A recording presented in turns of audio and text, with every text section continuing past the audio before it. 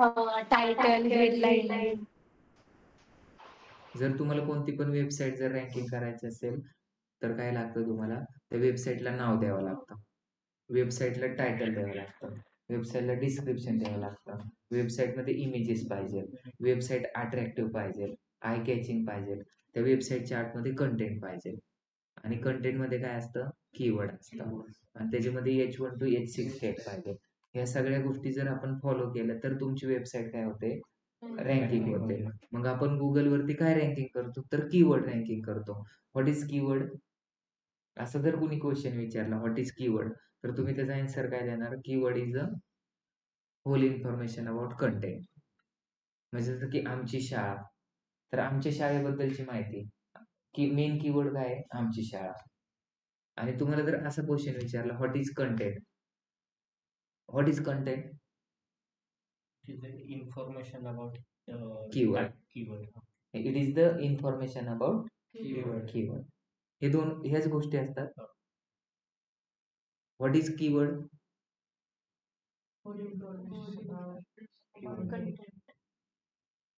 एका वर्डमध्ये डिस्क्राईब केलंय पूर्ण कंटेंटला. आणि कंटेंट म्हणजे काय? Whole information about keyword.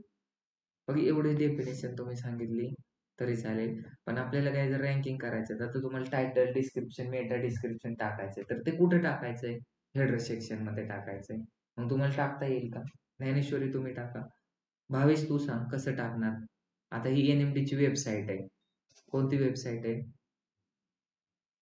NMD private limited. ह्याच्यामध्ये टाकायचं तर कशी टाकणार? ऍक्सेस असली तरी पण टाकणार का? कसं टाकणार? होम पेज मध्ये. हा,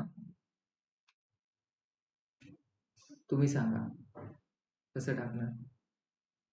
त्याचा ऍक्सेस पाहिजे.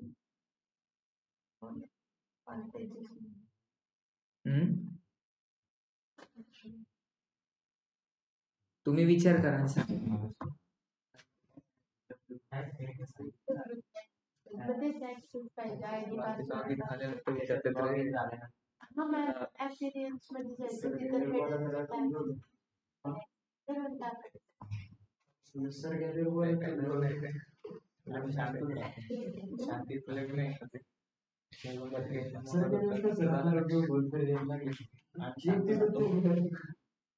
शांत राहायचं.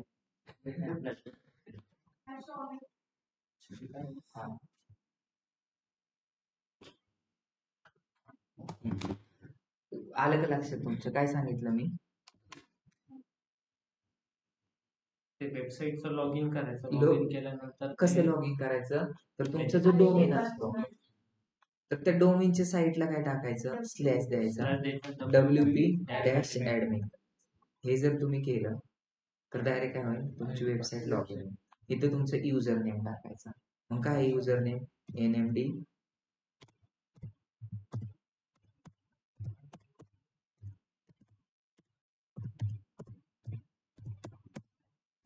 बरोबर आहे. नंतर काय आहे? पासवर्ड काय आहे?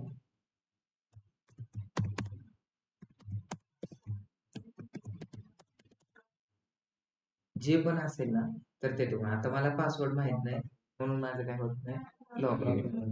मग जर माझ्याकडे पासवर्ड नसेल तर मी ऑन पेजेस सेव्ह करू शकतो का? नाही करू शकत. मग मला काय करावं लागेल? आधी पाहावं लागेल माझा पासवर्ड काय आहे आणि त्यानंतर काय करावं लागेल? व्यवस्थित टाकावं.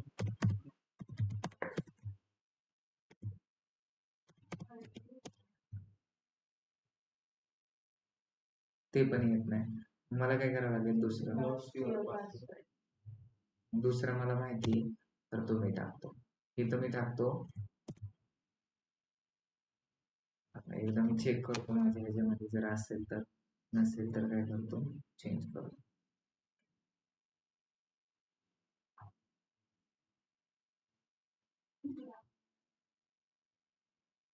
ब्लॉग मध्ये तर टाकायचं समजलं ना. टायटलची लेंथ किती असते? 30 to 50 कॅरेक्टर. आणि पिक्सल 220 420 ते 200 420 सॉरी मेटा डिस्क्रिप्शन 157 168 157 to 168 160 आणि पिक्सेल किती असते 720 to 108 किती 722 722 1080 into 1080 1080 पिक्सेल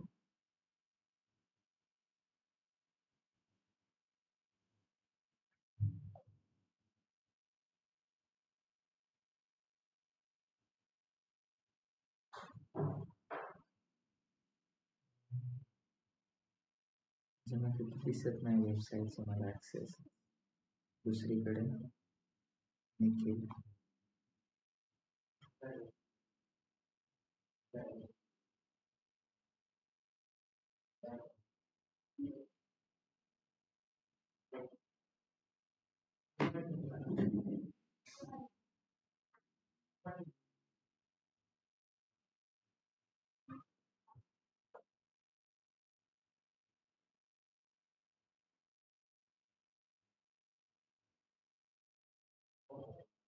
नाही आपल्या ह्यांचंच टाकू हे आय थिंक हे टाकलं ह्यांचं टाकू चेक करा आपण जे टाकतोय ते बरोबर आहे का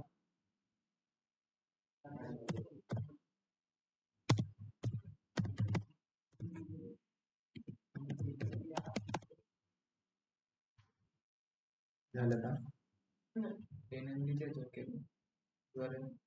समजलं का एकट्या माणसालाच समजलं बाकीच्या लोकांना नाही समजलं म्हणजे आपण हे URL काय टाकतो ते पण इम्पॉर्टंट आहे इथं काय टाकायला पाहिजे गोपाल तिथे दिसतंय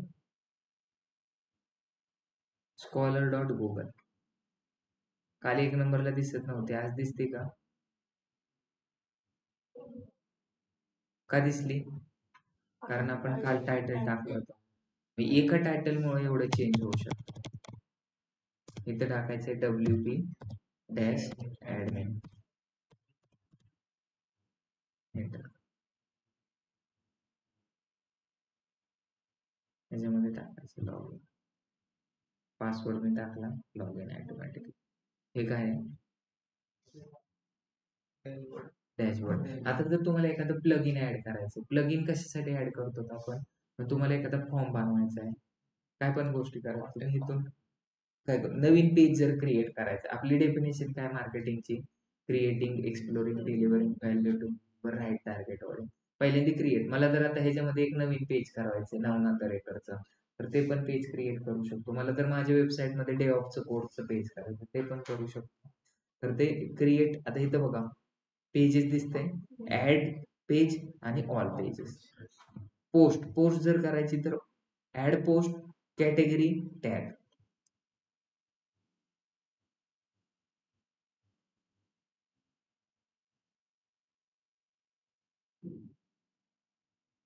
दिसतंय हे सगळं तुम्हाला जर नवीन टूल ऍड करायचंय प्लग इन ऍड करायचंय इथं जर प्लग इनचं दिसतंय आता इथं खालचं एक प्लग इन ऍड केलं होतं इथं आपण दिसतंय कोणतं प्लग इन आहे योस्टेशन हे डिऍक्टिव्हेट करायचंय डिऍक्टिव्हेट पण करू शकतो प्लग इन कसं करायचं प्लग इन आता डायरेक्ट प्लग इन वरून इथं प्लग इन वरती जायचं किंवा तुम्हाला डिऍक्टिव्हेट करायचं डिलीट करायचं आता मी किती तुम्हाला दाखवतो डिऍक्टिव्हेट प्लग इन कसं करायचं आता बघा हे प्लग इन आहे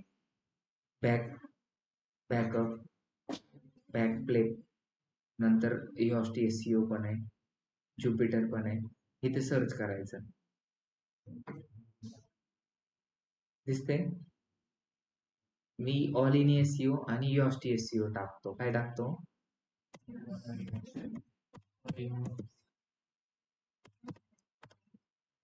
एंटर केलं कोणतं प्लग इन दिसतंय हे करू शकतो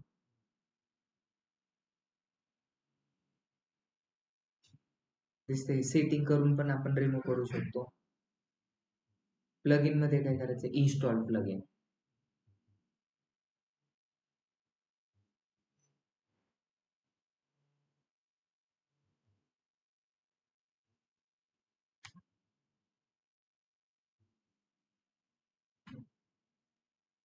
थीम जर तुम्हाला चेंज करायची तर appearance मध्ये जा. आता ही जी पहिली थीम आहे तर तुम्हाला ह्याच्यामधली जर वेगळी थीम करायची असेल तर वेगळी करा. काही लोक काय करतात UI UX ने करतात तर तिथून ऍड थीम मध्ये जाऊन UX करा. प्लगइन्स मध्ये हे तर तुम्ही चुकतात. एक तर installed plugin, add plugin.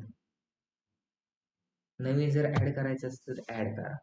Installed केलेले असेल तर ते दिसतात तिथं. आता मला इथं काय करायचंय, नवीन टाकायचंय. इथं EOS मग का नाही आले EOS कारण ऑलरेडी ते ऍड होत. आता येतंय का नाही येत? ऑलरेडी ऍड केलं. आणि स्पेलिंग पण काय आहे त्याची, YOAST.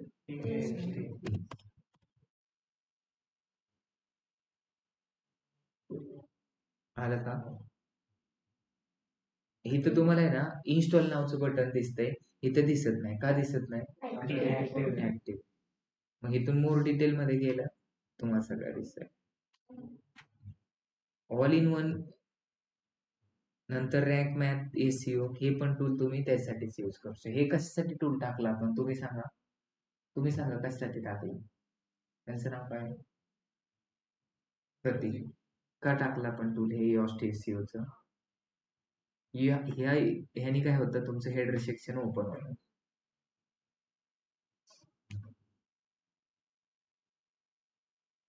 ऑल पेजेस मध्ये गेलं. त्याला आपण कुठलं यूज केलं तर हेडर सेक्शन होतं. Header section all in one ते पण ऑल इन वन म्हणजे SEO साठी all in one EOS SEO किंवा दुसरं कोणतं आता सांगितलं SEO मॅथ रँक. आता जर तुम्हाला क्विक एडिट करायचंय, क्विक एडिट मध्ये जायचंय. झालं. ह्याच्यामध्ये काय 1994 एप्रिल एखादी न्यूज टाकलेली, त्यांचं स्लग काय टाकलाय. स्लग म्हणजे काय? स्लग म्हणजे हे समोरचं दिसतं का, म्हणजे जसं की ही NMD ची वेबसाईट आहे.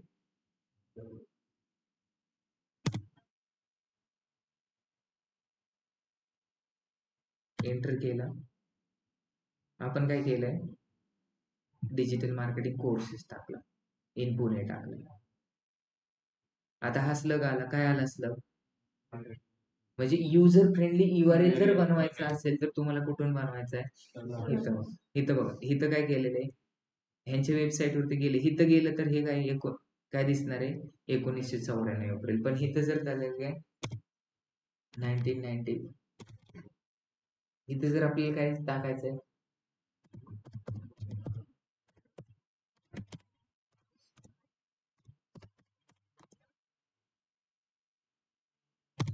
NE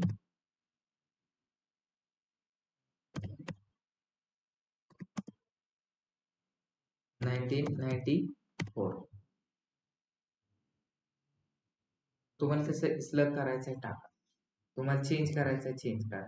नंतर इथं मेटा डिस्क्रिप्शन, तुम्ही कशा रिलेटेड मेटा डिस्क्रिप्शन टाकतात ते तुम्ही टाकू शकता. आणि हे जर अपडेट केलं तर ते काय होणार आहे, प्रिव्ह्यू चेंज मध्ये पण तुम्हाला दिसेल. इथं कसं दिसतंय 1993. हे जी पेज टाकले ना, ह्याला टायटल काय टाकलंय, इथं टायटल व्यवस्थित पाहिजे. आता रँकिंग करण्यासाठी काय इम्पॉर्टंट आहे, टायटल.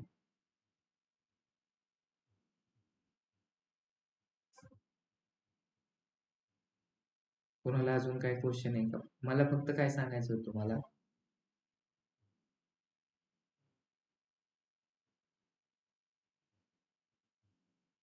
कॅटेगरी तुम्ही कशासाठी सिलेक्ट करायची ते टाकायचं असेल तर टाका.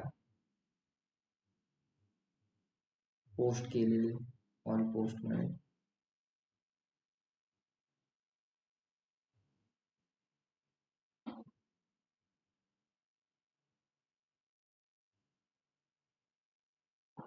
एडिट मध्ये जा.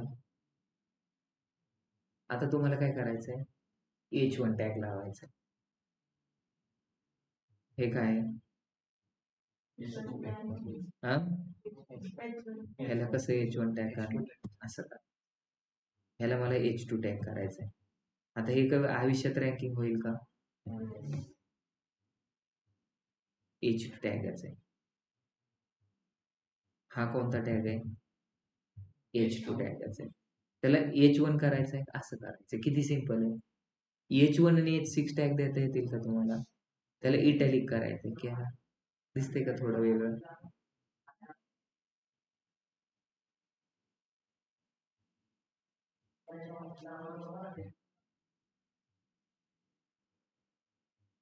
कसं चेक करा? ह्याला टायटल टाकायचंय, डिस्क्रिप्शन टाकायचंय.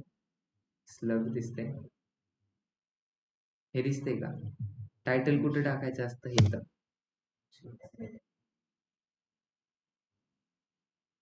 एसईओ टायटल तुम्हाला काय टाकायचं आणि किती कॅरेक्टरचं असतं?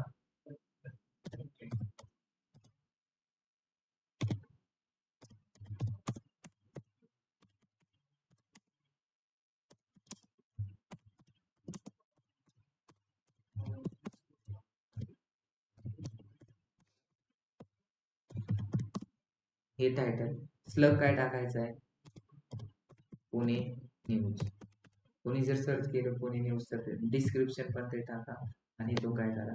अपडेट करा. ते अपडेट पण होईल. पण टायटल आणि डिस्क्रिप्शन ह्या दोन गोष्टी तुम्हाला टाकता आल्या म्हणजे काय झालं? On page. तुम्हाला हा कंटेंट चेंज करायचा आहे. तुम्ही कंटेंट टाकू शकतात का इथून? चेंज करू शकतात का? करू का रिमूव्ह कंटेंट? याला तुम्हाला इथं ऍड करायचं आहे. झालं. कंटेंट पण ऍड करू शकतात. तुम्हाला इथं हायपरलिंक द्यायची. हायपरलिंक म्हणजे काय? इथे स्टुडंट आहे, त्यांना हायपरलिंक द्यायची. लिंक वरती क्लिक करा आणि ते NMD च्या वेबसाईट वरती रिडायरेक्ट करायचे www वर.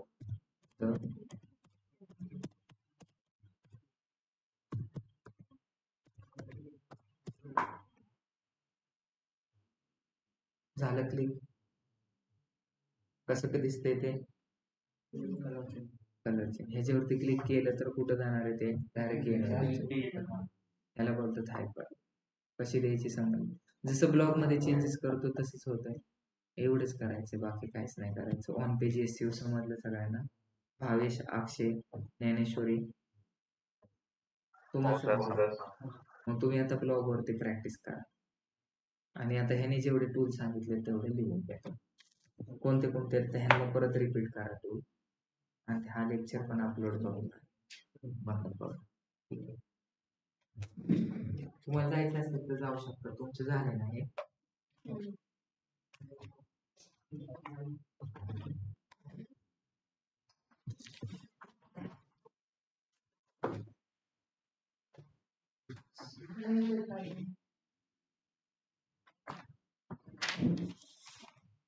आपण टूलची लिस्ट काढत होतो.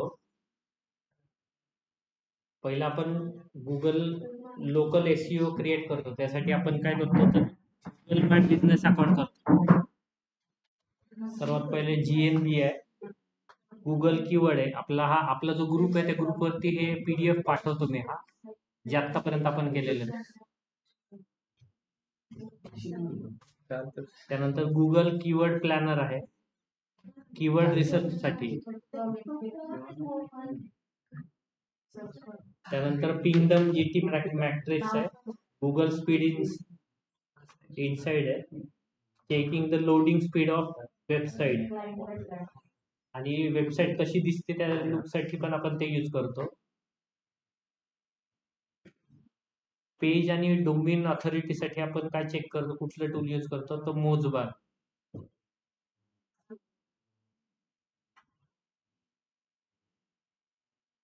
ऑन पेज SEO चेक करण्यासाठी आपण वूरँकचा टूल यूज करतो आणि इमेज कॉम्प्रेसर साठी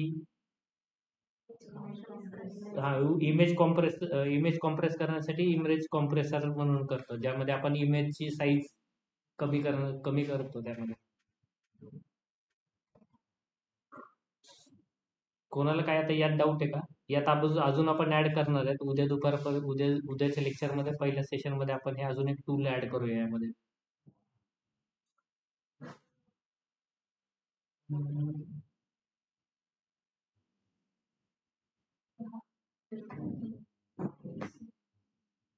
थँक्यू.